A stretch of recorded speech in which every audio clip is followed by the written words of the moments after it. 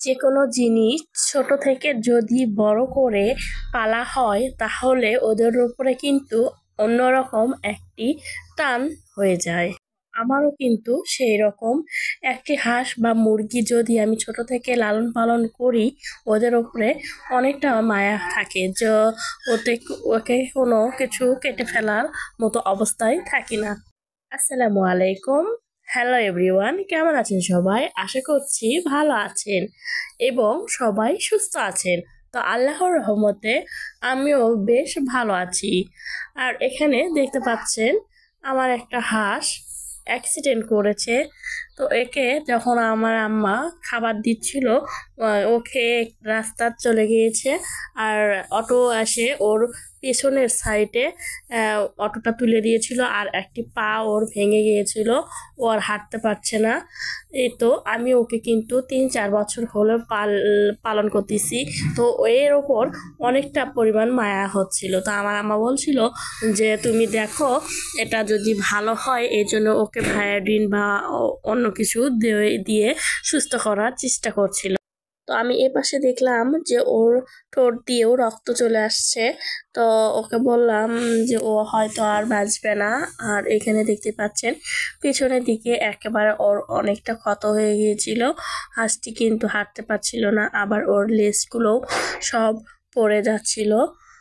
ও একটু কিন্তু হাঁটতে পারছিল না। আর এই তো দেখতে পাচ্ছেন ও কিন্তু একটা ডিম এখানে পেড়েছে। তা আমাদের যেহেতু দুইটা হাঁস, তো আরেকটা হাঁস পেড়েছিল, আর এই হাঁসটা এই সাদা ডিমটা পেড়েছে। তা আমি নিয়ে চলে আসলাম।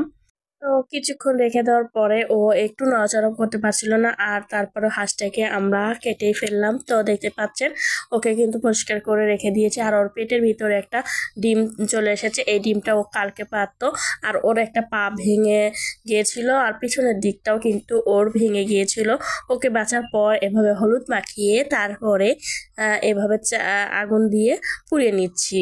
তো ভাবলাম অনেকদিন পর হাঁস খাওয়া হয় না, আর এই সুযোগে হাঁসটা আমি ভালো করে রান্না করি, তাহলে সবাই একসাথে মিলেমিশে খাওয়া যাবে।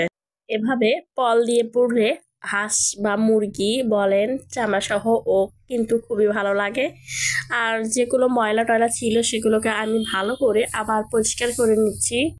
আমি কখনো কিন্তু হাঁস কাটিনি। তো হাঁস কাটা কিন্তু আমি জানি না, আমাকে আমার আম্মা কিন্তু হাঁস কাটাটা বলে বলে দিচ্ছিল যে এভাবে এভাবে করে কাটা নাও। তা আমি সেভাবে করে কিন্তু কেটে নিচ্ছি।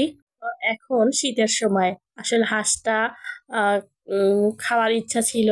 আর এর মধ্যে কিন্তু হাঁসটা এটা ডিম পাড়া হাঁস, তো প্রচুর পরিমাণে কিন্তু তেল হয়েছিল এর। তো আমি হাঁসটা কেটে তারপরে রান্না করতে চলে এলাম। এদিকে আমি হাঁসটা কেটে নিচ্ছিলাম, এদিকে আমার আম্মা এই তো পেঁয়াজ মরিচ যা ছিল সব কিছু কেটে আমাকে রেডি করে দিচ্ছিল।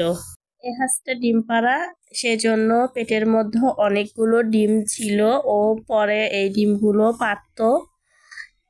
এই তো এখন আমি ফ্রাই প্যান নিয়েছি, এটা আমি ইন্ডাকশন চুলাতে এই হাঁসটা রান্না করছি। এখানে বেশি করে পেঁয়াজ দিয়ে নিচ্ছি, আর দেখতে পাচ্ছেন পেঁয়াজটা ভালো করে কষিয়ে তারপরে আমি মাংসটা কষিয়ে নিচ্ছি।